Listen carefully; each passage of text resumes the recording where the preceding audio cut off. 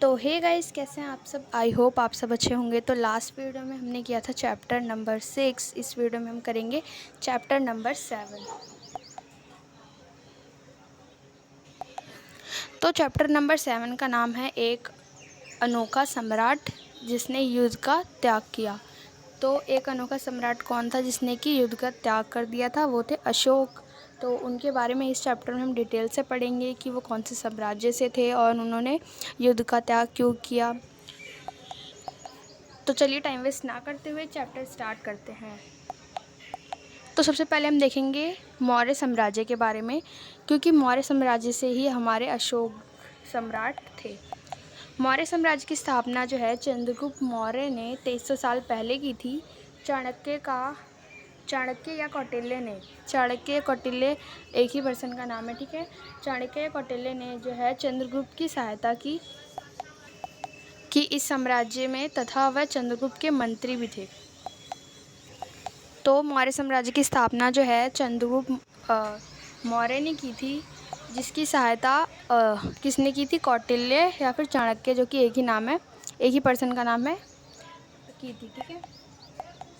वह चंद्रगुप्त के मंत्री थे। वह चाणक्य ने अर्थशास्त्र की रचना की थी। नगरों में व्यापारी, सरकारी अधिकारी और शिल्पकार रहा करते थे। गांवों में किसान, पशुपालक थे। मध्य भारत के ज़्यादातर इलाके जो है जंगलों में संग्रहण और शिकार करके जो है जीवन चलाते थे। मैक्थिनीज एक राजपूत है, जो राजपूत बनकर भारत आया था, जो कि यूनानी राजा सेल्यूकस निकेटर का राजदूत था। इनकी प्रसिद्ध पुस्तक है इंडिका। तो मैक्थिनीज जो था वो यूनान से भारत आया था राजदूत के रूप में, जिसको भेजा था। मैक्थिनीज के राजा कौन थे? सेल्यूकस निकेटर थे, जिन्होंने मैक्थिनीज को भारत में राजदूत के रूप में भेजा था। तो मैक्थिनीज ने किस पुस्तक की रचना की थी? इंडिका पुस्तक की रचना की। मौर्य साम्राज्य की राजधानियाँ कौन कौन सी थी? पाटलिपुत्र, उज्जैन, तक्षशिला। इन्हें जो है चेंज कर करके जो है पाटलिपुत्र की राजधानियाँ बनाई, मौर्य साम्राज्य की राजधानी के रूप में बनाया गया। फिर देखते हैं प्रशासन के बारे में। साम्राज्य बड़ा होने के कारण अलग अलग हिस्सों पर जो है अलग अलग ढंग से शासन किया जाता था। पाटलिपुत्र के बारे में देखते हैं, फिर तक्षशिला और उज्जैन के बारे में देखेंगे। तो पाटलिपुत्र के बारे में क्या दिया है? इसके आसपास के इलाकों पर सम्राट का सीधा नियंत्रण था। इसका अर्थ हुआ कि गांव व शहरों के किसान, पशुपालक और शिल्पकार व्यापारियों से कर इकट्ठा करने के लिए राजा जो है अधिकारियों की नियुक्ति करता था। छोटे क्षेत्रों या प्रांतों पर इन स्थानों से नियंत्रण रखा जाता था, तथा कुछ हद तक जो है पाटलिपुत्र से इन पर नियंत्रण रखा जाता था, तथा इन स्थानों पर राजकुमारों को जो है राज्यपाल बनाकर भेजा जाता था। अन्य इलाकों में सिर्फ नदियां और मार्गों पर नियंत्रण रखा जाता था, तथा वहां से उन्हें संसाधन भेंट के रूप में मिलते थे। उदाहरण के लिए जो है उत्तर पश्चिम से जो है कंबल और दक्षिण भारत से सोना, कीमती पत्थर मिला करते। तो इसमें जो है तक्षशिला और उज्जैन के बारे में बताया गया है कि जो तक्षशिला और उज्जैन जो थे वो एक महाजनपद में ही थे, और जिन्हें जो है मौर्य साम्राज्य की राजधानी बनाया गया था। तो इन्हें क्यों बनाया गया? तो अभी हमने ऊपर पढ़ा था पाटलिपुत्र में कि पाटलिपुत्र को राजधानी क्यों बनाया गया था, पाटलिपुत्र की क्या विशेषताएं। तो यहाँ पे हम देखेंगे तक्षशिला और उज्जैन के बारे में कि इन्हें मौर्य साम्राज्य की राजधानी क्यों बनाया गया था। तो तो तक्षशिला और जो उज्जैन है वहाँ पे जो है संसाधन जो है काफ़ी मात्रा में मिलते हैं, जैसे कि कीमती संसाधन मिला करते थे तक्षशिला और उज्जैन से, जैसे कि दक्षिण भारत से सोना बताया गया है, और उज्जैन से बताया गया है कि वहाँ से कंबल आया करता था। अब देखते हैं हम अशोक सम्राट के बारे में। तो अशोक जो थे वो मौर्य वंश के सबसे प्रसिद्ध शासक थे। वह ऐसे शासक थे जिन्होंने जो है अभिलेखों द्वारा जनता तक अपने जो है संदेश पहुंचाने की कोशिश की थी। अशोक के ज़्यादातर जो अभिलेख हैं वो प्राकृतिक और ब्राह्मी लिपि में लिखे गए। अशोक का कलिंग युद्ध देखते हैं कि अशोक ने जो है कलिंग का युद्ध लड़ा था, जिसके बाद उन्होंने जो है युद्ध का त्याग कर दिया था हमेशा हमेशा के लिए। कलिंग जो है वो तटवर्ती उड़ीसा का प्राचीन नाम है।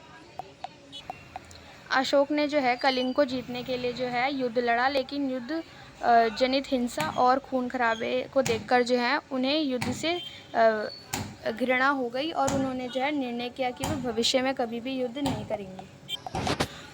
तो जो अशोक थे उन्होंने कलिंग का युद्ध करने के बाद जो है हमेशा के लिए युद्ध क्यों छोड़ा, क्योंकि वहाँ पे इतना ज़्यादा जो है लोगों की जाने गई, इतना ज़्यादा युद्ध में हिंसा हुई और खून खराबा हुआ कि जिसको देखकर उन्हें युद्ध से ही घृणा हो गई और अपने आप को इन लोगों की हत्या का दोषी खुद को समझने लग गए, जिसके बाद इन्होंने जो है युद्ध का त्याग कर दिया।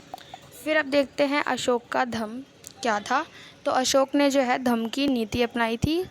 कलिंग का युद्ध लड़ने के बाद जब उन्होंने युद्ध को त्याग दिया था हमेशा के लिए, तब उन्होंने सोचा था कि अब हर जगह जो है अपने साम्राज्य में जो है सबका ख्याल रखेंगे, हर जगह खुशहाली फैलाएंगे और अच्छी नीतियाँ बनाएंगे जिससे कि कहीं भी हिंसा ना हो, जिसके लिए इन्होंने जो है धम्म नीति को अपनाया था और जो है धम्म नीति को पूरे साम्राज्य में इसका प्रसार प्रसार किया था ताकि लोगों को इसके बारे में पता चल सके। तो इसके लिए जो प्रसार करने के लिए इनके अपनी धम्म नीति को फैलाने के लिए उन्होंने जो है धम्म महामत्तों की नियुक्ति की थी, जिन्होंने जो है पूरे साम्राज्य में उनके संदेशों को फैलाया था।